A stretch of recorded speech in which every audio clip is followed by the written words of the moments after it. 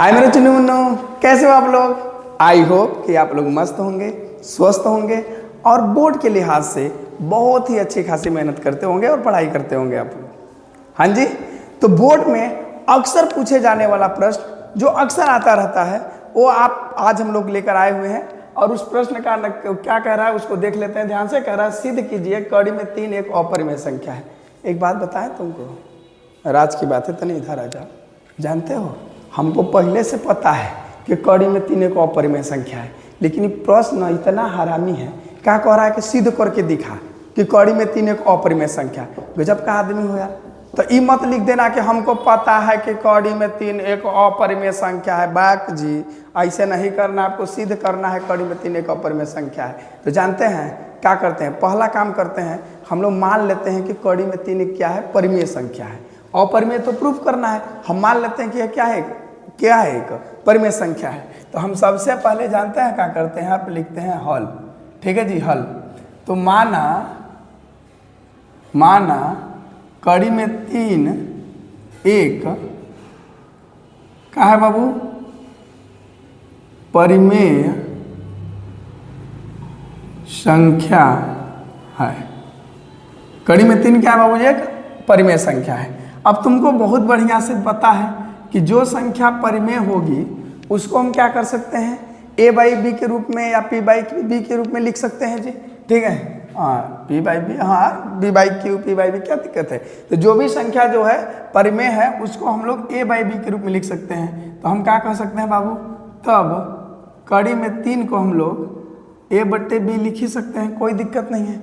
और जानते हैं जी यहाँ पे b नॉट इक्वल टू 0 होता है। अब कहेंगे काहे सर, काहे b नॉट इक्वल टू 0 होता है। तो आज अब तने इधर देखो तो जानते हो इस दुनिया की कोई भी संख्या है ना जी, जैसे b बट्टे 0 ले लोगे ना, अरे सॉरी करें b बट्टे 0 जी, हम करें जैसे a बट्टे 0 ले लोगे ना तो उसका उत्तरवा जानते हैं क्या हो जाएगा, अनंत हो जाएगा। मतलब दुनिया की कोई भी संख्या है और उसका हर अगर 0 ले लिए ना तो उसका उत्तर कितना हो जाएगा, अनंत हो जाएगा। तो बताइए अनंत लेके सॉल्व करोगे यार।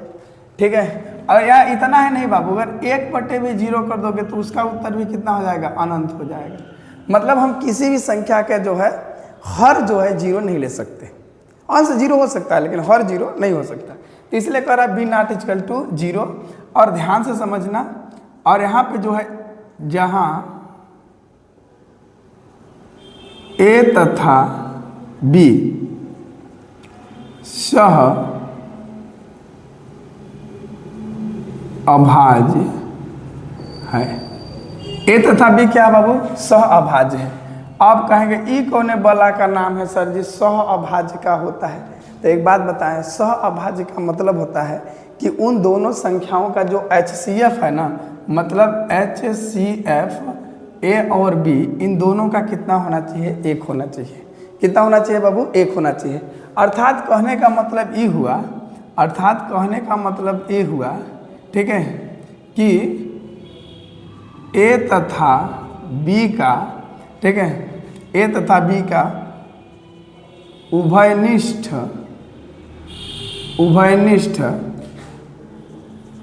गुणनखंड सिर्फ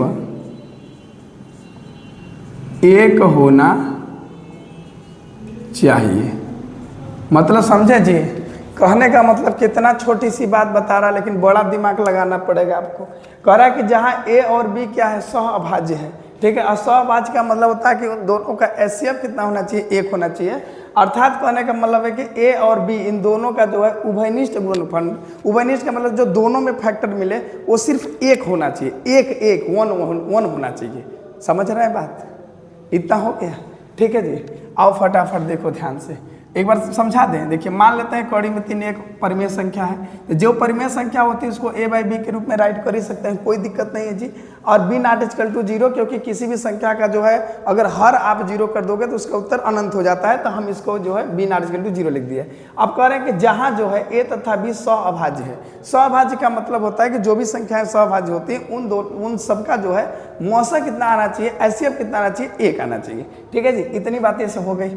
अब हम क्या करते हैं बाबू, इसका क्रॉस मल्टीप्लाई कर देते हैं। तो b का कड़ी में 3 का में गुणा करोगे तो आ जाएगा, क्या हो जाएगा बाबू, अरे चल बाबू कहाँ गड़बड़ा रहा है, कड़ी में 3 बराबर ए, क्योंकि इसके नीचे कुछ नहीं तो 1 है, तो 1 का जो है ए में गुणा होगा तो ए होगा, कड़ी में 3 का बी में होगा तो कड़ी में 3 बी होगा। अब जानते हैं क्या करते हैं हम लोग, कुछ नहीं, अब दोनों पक्षों का क्या करेंगे बाबू, वर्ग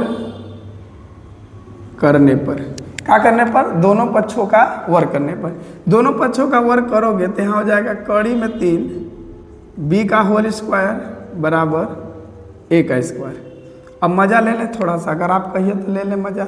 जानते हैं क्या मज़ा क्या लेना है यार, कड़ी खत्म करना है, तो ए स्क्वायर से कड़ी खत्म हो गया, तो मतलब स्क्वायर से, ए स्क्वायर बोला गया, स्क्वायर से मतलब घात 2 से जो है कड़ी खत्म हो गया 3। अब बी का जब ब्रैकेट टूटेगा तो जाएगा बी स्क्वायर। करें मतलब सिंपल सा बात देखो कि एक कड़ी को जो है 2 खत्म, घात स्क्वायर खत्म कर दिया, अब बी का बी स्क्वायर कर दिया बराबर ए स्क्वायर।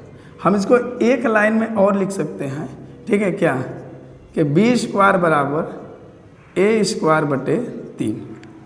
तुमको बहुत बढ़िया से पता है, इतनी बातें मिल गई जी। इसको बना लो समीकरण नंबर 1, तुमको पता है जी। और समझाते हैं, बताते हैं, जानते हो इसके कहने का मतलब क्या है ना कि ए स्क्वायर, मतलब ए स्क्वायर का जो भी मान होगा उसको 3 विभाजित कर रहा है, मतलब जो भी ए स्क्वायर का मान होगा, जो भी संख्या होगी, जो भी मान होगा, वो उसको जो है 3 विभाजित कर रहा है, ठीक है। तो हम ऐसे कह सकते हैं इसको कि यदि 3 ए स्क्वायर को विभाजित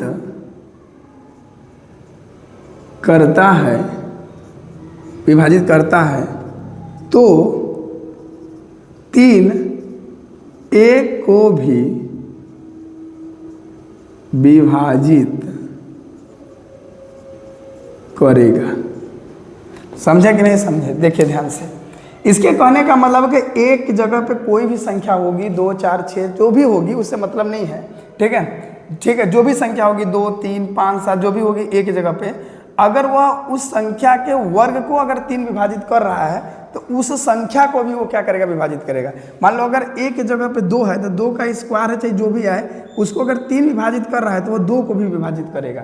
मेरी बात समझ रहे हैं, तो वही कह रहा है कि 3 जो है अगर ए स्क्वायर को विभाजित करता है, ये 3 जो है ए को भी विभाजित करेगा। इसका मतलब समझ रहे हैं, इसका मतलब जो है ए का, हमने कहा था कि भाई ए और बी इन दोनों का जो उभयनिष्ठ गुणनखंड 1 होना चाहिए, लेकिन ए का जो है, ए का एक ठो औरो उभयनिष्ठ एक औरो गुणनखंड मिल गया, वो क्या है, 3 है। समझ रहे हैं बात, आ जाओ आगे। अब हम लोग क्या करते हैं बाबू, अब हम लोग ए स्क्वायर को विभाजित कर दिए, मतलब ए को विभाजित कर दिए, ए स्क्वायर को विभाजित कर दिए, अब किसको करना है, बी को, तब ए 3 को बी के नीचे भेजना पड़ेगा। तो इसमें थोड़ा सा लॉजिक लगाते हैं, अब पुनः करके मानते हैं, पुनः माना। देखो क्या मानते हैं, ध्यान समझो, पुनः माना, जिसको तुम विभाजित कर लिए रहते हो ना उसको फिर से मानते हो। तो हम किसको विभाजित कर लिए हैं, ए को, तो ए को मान लेते हैं। तो माना जो है, ठीक है, ए बराबर, बताए कड़ी में कितना है, 3, तो आप मानोगे 3 यम। अगर बाबू यहाँ कड़ी में 2 को सिद्ध करना होता तो यहाँ पे मानते 2 यम, 5 को सिद्ध करना तो 5 यम, जो भी सिद्ध करना होता है कड़ी में जो भी वैल्यू रहती है उसी को यम करके मान लेते हैं ए बराबर। तो तुमको बाबू यहाँ से क्या मिलेगा, अब देखो ए का मान जो है समीकरण नंबर 1 में रख दो, तो क्या मिलेगा तुमको, बी स्क्वायर बराबर ए के जगह पे 3 यम, तो 3 यम का स्क्वायर बटे 3। यहाँ पे तुम लिख देना समीकरण 1 से, क्या लिखोगे, समीकरण 1 से।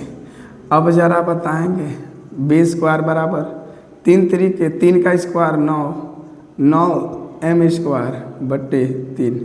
अब इसको काट दीजिए, 3 तरीके 9, तो बी स्क्वायर बराबर 3 एम स्क्वायर। अब जरा बताओगे बाबू, 3 एकरे बटे में आएगा तो क्या होगा, एम स्क्वायर बराबर बी स्क्वायर बटे 3। अब जैसे तुम उसको लिखे थे इसको भी राइट कर लो, इसको भी राइट करो तो क्या लिखोगे बाबू, यदि 3, यहाँ नहीं यहाँ का मान लगाते हैं ना, यदि 3 बी स्क्वायर को क्या करता है, विभाजित करता है,